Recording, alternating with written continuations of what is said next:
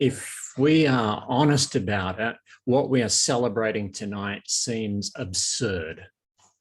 Resurrection. It's easy to see why most of the world finds it impossible to believe. And I don't mean scientifically impossible. There are much bigger reasons than that to write it off as hopelessly out of touch with basic reality. Jesus has broken the power of death. Try telling that to the people of Bucha or Mariupol in Ukraine. Try telling that to a black man suffocating under the knee of a police officer in an American street or an Australian police lockup. Jesus has vanquished the powers of death and brought in a new day of justice and freedom for all. Try telling that to the hundreds of asylum seekers languishing in our immigration detention centres year after year. Try telling that to Yaza's family in the refugee camp. Try telling that to Uncle Den, whose mob are the most incarcerated people group on earth, locked up at 12 times the rate of non-Indigenous Australians. So what on earth do we think we're doing gathered here to celebrate Christ's victory over the powers of death when it is perfectly obvious every time you open your eyes or turn on the news that people are still being crucified all over the place and that life for most of the world's population is still being degraded and destroyed by the powers that crucify? Most of us here are too privileged to notice just how bad things are for others. And so it doesn't seem so absurd to us to think that life has triumphed over evil and that we are experiencing at least the beginnings of an age of justice and freedom. Privilege can be easily mistaken for justice. I'm an educated, employed, white, heterosexual male, and for me, the world seems to be working pretty well, thank you very much. Or at least it was until people started calling that out as privilege and pointing out that privilege is just a nice word for benefiting from the oppression of others. I live on stolen land, and I only get away with it because there are powers unleashed to crucify anyone who tries to take it back, locking them up at 12 times the rate of those of us who benefit from that theft. I wear clothes that were made affordable by the crippling exploitation of workers under the thumb of crucifying powers in sweatshops in Asia. I find most of the buildings that I enter to be clean and hygienic because of the work of people like our brother Yaza, who is slaving his guts out for pitiful wages, while the crucifying powers find it electorally popular to not even let his wife and children join him here in Australia. So if any of us here think that the joys and freedoms of our lives are evidence of the resurrection victory over the forces of death, we are completely deluding ourselves. Our joys and freedoms are a minority experience and are protected by the powers that crucify. Powers that are set up by people like me to protect us and our interests from those who have every reason to be angry about us prospering off their suffering. For the victims of this systemic crucifixion, the sight of Jesus on the cross matters.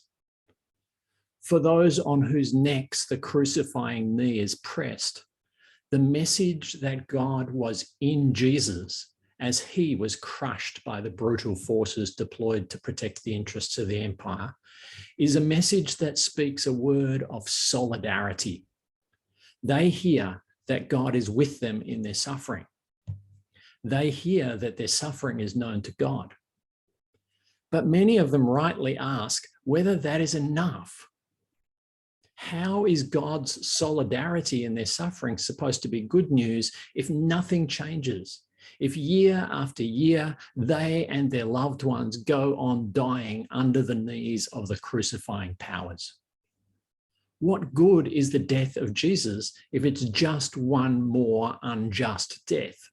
And it doesn't even slow the rate of such deaths, let alone usher in an age of justice. And for most of us, living comfortably under the protection of the crucifying powers, the death of Jesus on the cross is not even a sign of solidarity with our basic realities.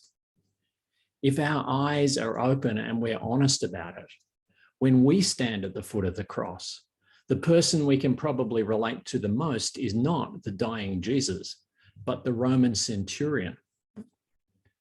That moment of horrible realization when he goes, oh shit, this bloke was fair dinkum the Son of God and I've just killed him. I mean, I was just doing my job, but somehow that entangled me in a brutal system that used me to crush the life out of the Son of God. This is not pleasant, but if we have the guts to stay with the experience of the centurion at the foot of the cross, we might arrive at the truth that can set us free. But it begins in a place we don't want to go. In the eye-opening moment when we realize who we are, people who are enmeshed in systems that spin a web of lies to cover up the ways that we condone and benefit from the crucifying powers. It is a moment of terrifying guilt and fear when we realize what we have done and who we have become and how many human lives have been crucified in our name. In that moment, we might realize too how the system we have built is cannibalizing us. How this empire of privilege that claims to be protecting us is actually swallowing up us too and dehumanizing us, turning us into blind minions of the crucifying powers. On its own, that's where the crucifixion leaves us. That's why the crucifixion on its own can never be good news. Nobody is saved by the crucifixion of Jesus. His death is just one more ugly death among millions down through the years, an endless repeating narrative. Most of the world can identify with the crucified one, and the rest of us might reluctantly recognize ourselves in the crucifier centurion. But none of us are saved by his crucifixion. We're simply unmasked by it. And if that's where we're left, there's no good news in that, no hope and no salvation. We try to do the right thing and at least give Jesus a decent burial, unlike those poor souls in massed graves in Bucha. So we turn up at the graveyard to do what decent people do. And suddenly that endless repeating narrative is rudely interrupted. There's no dead body here. The grave is abandoned. And angels tell us to stop looking for the living among the dead. Stop expecting life and salvation to be found at the cross or under the knee or in a mass grave. The death of even the most perfect victim won't save you from becoming the next one. Remember what he told you, the angels say. He told you that the crucifying powers would get him in the end, but that the end would not be the end. For 3 days later, he would rise to new life. You should look for him and follow him for sure, but not here in the places of death, at the cross and at the grave. If you want to find life and hope and salvation, follow him now as he heads away from the cross, away from the grave.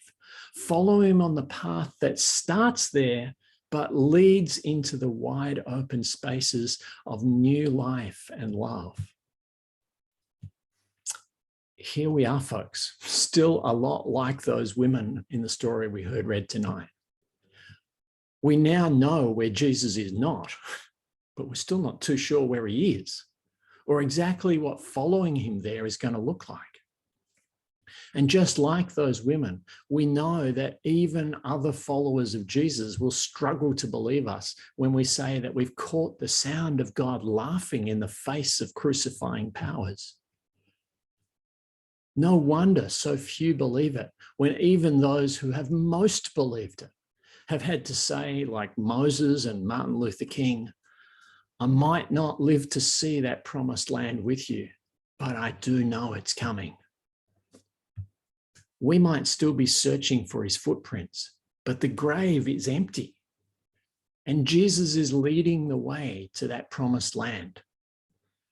And what that land will look like for those who've been crucified or been crushed under a knee or thrown into a mass grave is a new land of justice where all lives matter equally, and where any threat to the health, well-being and happiness of Black lives, of queer lives or broken lives is responded to with the same urgency and resources as the Queen's COVID scare.